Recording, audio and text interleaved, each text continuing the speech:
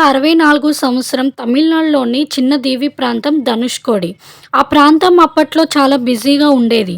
Railway station, ports, చేపల వ్యాపారం ప్రజలతో కలకలలాడేది. అక్కడి నుంచి శ్రీలంకకు కూడా బోట్లు వెళ్ళేవి.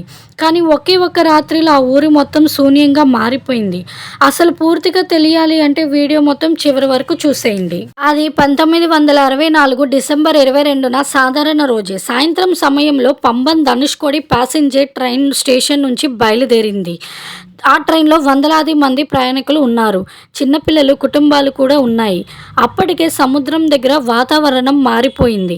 గాలి వేగంగా వీయడం మొదలైంది. అధికారులకు తుఫాను సమాచారం వచ్చింది. కానీ అప్పటి కమ్యూనికేషన్ సిస్టమ్ అంత బలంగా లేకపోవడంతో ఆ సమాచారం పూర్తిగా అందలేదు. రాత్రి అవుతున్న కొద్దీ గాలి వేగం పెరిగింది. అలలు భారీగా ఎగసి పడుతున్నాయి. ప్రజలు భయపడడం మొదలుపెట్టారు.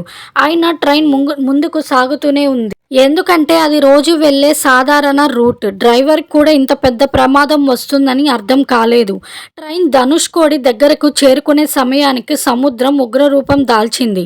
రాత్రి సుమారు 11:55 భారీ అల ట్రైన్‌పై పడింది. అది సాధారణ అల కాదు. సునామీలా కనిపించే భారీ సముద్రం అల. కొన్ని సెకండ్స్‌లో ట్రైన్ బోగీలు పట్టాలు తప్పాయి. అలలు వాటిని సముద్రంలోకి లాగేశాయి. ఆ చీకటి రాత్రిలో ప్రజలు కేకలు, గాలి శబ్దం, అలల గర్జన మాత్రమే వినిపించాయి. చాలామంది బయటికి రావడానికి ప్రయత్నించారు. కానీ సముద్రం చాలా వేగంగా లోపలికి దూసుకొచ్చింది. కొన్ని నిమిషాల్లోనే మొత్తం ట్రైన్ కనిపించకుండా పోయింది. ఆ ఘటనలో అధికారికంగా 100 మందికి పైగా మరణించారని చెబుతారు. కానీ నిజమైన సంఖ్య ఇంకా ఎక్కువే ఉండొచ్చని స్థానికులు అంటారు. ఎందుకంటే ఆ కాలంలో ప్రయాణికులు పూర్తి రికార్డులు ఉండేవి కావు. చాలా కుటుంబాలు ఒక రాత్రిలోనే తమ వారిని కోల్పోయాయి. ట్రైన్ ప్రమాదం అక్కడితో ఆగలేదు. ఆ తుఫాను మొత్తం ధనుష్కోడి పట్టణాన్ని నాశనం చేసింది. ఇళ్ళు, చర్చిలు, రైల్వే స్టేషన్ అన్నీ సముద్రంలో కలిసిపోయాయి.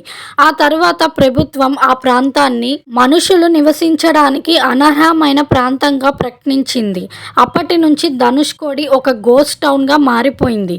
ఇప్పటికీ అక్కడికి వెళ్తే పాత రైల్వే స్టేషన్ అవశేషాలు కనిపిస్తాయి.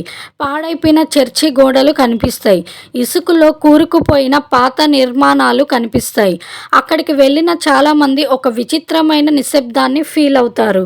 రాత్రి వేళలో ట్రైన్ శబ్దాలు వినిపిస్తాయని కొందరు చెప్తారు.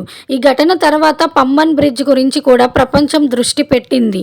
ఆ బ్రిడ్జి సముద్రం మధ్యలో ఉండటం వల్ల తుఫాను సమయంలో చాలా ప్రమాదకరంగా మారేది. అయినా భారత్ ఇంజనీరింగ్ చరిత్రలో అది ఒక అద్భుత నిర్మాణంగా నిలిచింది. మనిషి ఎంత టెక్నాలజీ పెంచుకున్నా ప్రకృతి ముందు చాలా చిన్నవాడే. ఒక రాత్రిలోనే జనాలతో నిండిన పట్టణం ఖాళీ అయిపోయింది. నవ్వులతో నిండిన ట్రైన్ కొన్ని క్షణాల్లో సముద్రంలో కలిసిపోయింది. అందుకే ధనుష్కోడి కథను ఇప్పటికీ ప్రజలు మర్చిపోలేరు. కొన్ని కథలు భయపెడతాయి, కొన్ని బాధ పెడతాయి. కానీ ధనుష్కోడి ట్రైన్ కథ ప్రకృతి శక్తి ముందు మనిషి ఎంత చిన్నవాడో గుర్తు చేస్తుంది. స్టోరీ కనుక నచ్చితే లైక్ చేయండి. మరిన్ని స్టోరీస్ కోసం ఛానల్ ఫాలో అయిపోండి.